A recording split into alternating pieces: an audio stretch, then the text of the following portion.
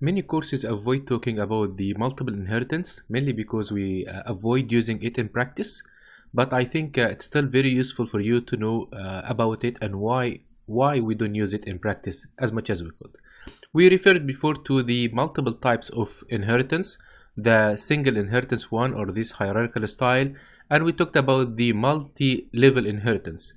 In the multiple inheritance, a class is inheriting from two different things. Let's give an example. A PhD student, for example, in a university, he is typically a student. He has a GPA, he has a student ID, and so on. Some of the PhD students typically work as a teaching assistants to financially support their PhD scholarship. But working as a teaching assistant also means that you are an actually employee. This means that you also have a salary and starting working year and so on. So this teaching assistants in many universities like here in Canada would be actually a student and also an employee, not just an employee. This means he enjoy the attributes and methods of a student, and he also enjoy the attributes and method of an employee. This is where multiple inheritance seems fancy, so that you can save your time and you don't need to rewrite more code than that. Let's get into details. This is a class parent A and this is class parent B. They are just two separate classes. Now class C would like to inherit from A and B. To do that, you write the first class name, comma, the second class name. Now we know that this guy has attribute A, this guy has attribute B, then this guy C, A and B. But an interesting thing here, this guy has function if A, if B. I also see if A and if B and also see the if C. I would like you to take a minute and to try to trace what will this code exactly do. So take like a couple of minutes from your time and try to guess the answer. Let's go.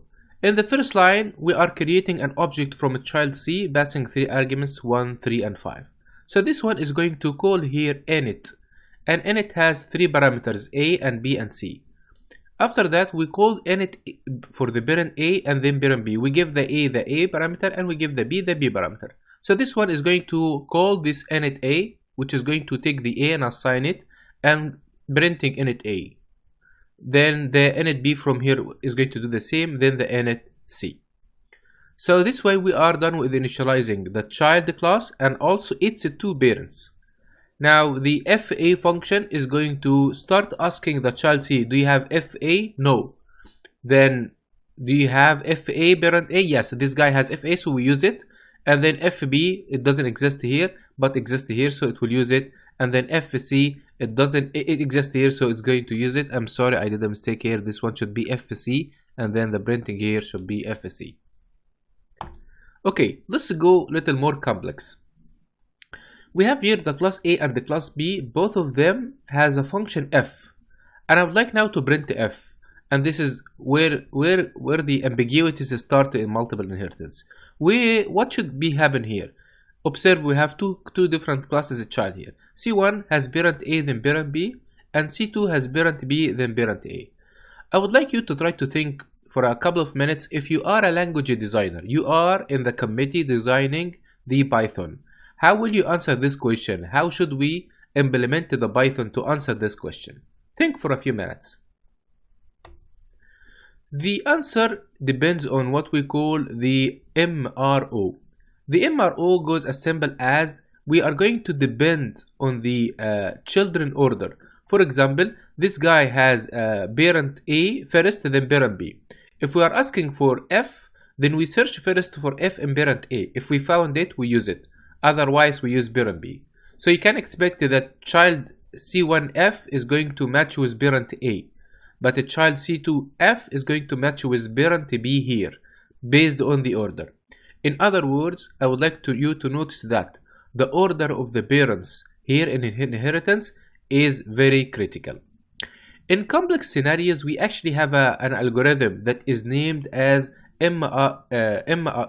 algorithm that compute for us what we call MRO, the method resolution order.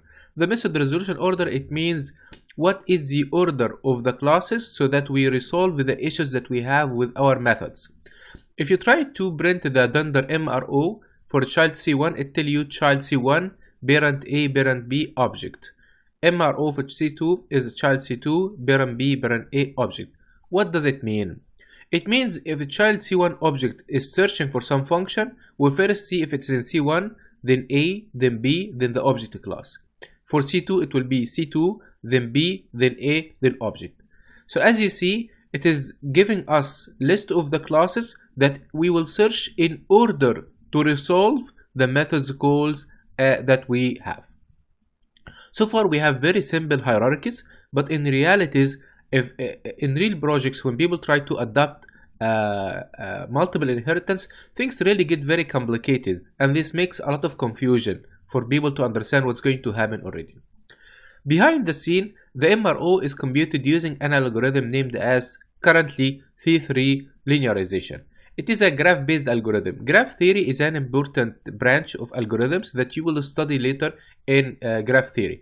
When you study the graph theory, you can go deeper and understand exactly what's happening in C3 linearization. In this lecture and the next one, I will try to get you some intuition how is it working. So let's see here the MRO in a multi-level case. So this is like class A inheriting from B1 and B2, but the class B1 has like a multi-level hierarchy and B2 has a multi-level hierarchy. Now, what is the class order for A MRO? The order is going to be A. Look, it's like a branch wise. A, B1, C1, D1. Then B2, C2, D2. Okay? There is an object here in the end, but let's skip for now. So the idea is as following. A is going to search in its first parent first, then its second parent. But it's actually going to search in the first parent and all of its parents first. So here are some intuitive rules that could help you. The child class must come before its parent class. So B1 must appear before D1, or B1 must appear before C1. And also, if we have multiple parents, we go from left to right. So what goes is as following. B1 is going to appear anyway before B2, but B1 is going to bring for you all of its branch here first, then B2 from here. Now let's assume we have function f, method f, in C1, C2, and B2, and we are calling AF. Which one will be called? It's going to call C1. Why? Because in the order we have C1, C2, we have C1, B2, C2 order. So if we have a function, it's going to call in C1 first. So again, the order is A first, then B1, C1, D1, then B2, C2, D2. We're going from left to right, and in every one we are going like one branch in order this way. This is a very intuitive case, although in reality things might get more complicated. This is still a simple multiple inheritance hierarchy. I'm trying to give you a sense of what's going to happen. The order is going to be as following. A, B1, X1, Y1, Z1. Observe it's like we are going in branch level by level till we finish all what we have. Then when you go back here, X1 has in the next level we have X2 here from this branch, but nothing else. This is done, this is done. We go back here to B2. Again, B2 is going to go left direction as much as it could. So B2, X3, Y2, Z2. And then we go X4.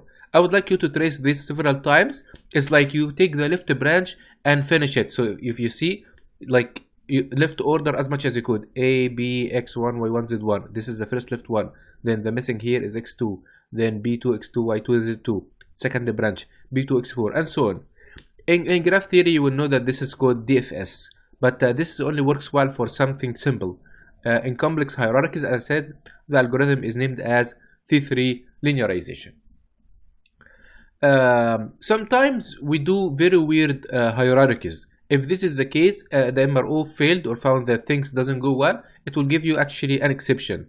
So in this case here, the guy is inheriting from A and B, but B itself is inheriting from A. So the order here is a bit like complicated for the algorithm. The details again is in the linearization algorithm itself. The point is, if you got this exception, you know something is wrong. The way to solve the exception is as following. Draw all of the tree that you are building here. Observe what is really seems weird in the hierarchy. In practice, as I said, we avoid the multiple inheritance. We will explain one more about that in the next time to show some information about the super. I would like you to learn the concept. Feel free to dig more, but you don't need, okay? Understanding the details of C3 linearization in complex hierarchies will not be that easy without knowing really graph theory exactly. But as I said, it's just enough for you to learn about what we learned today. That's all.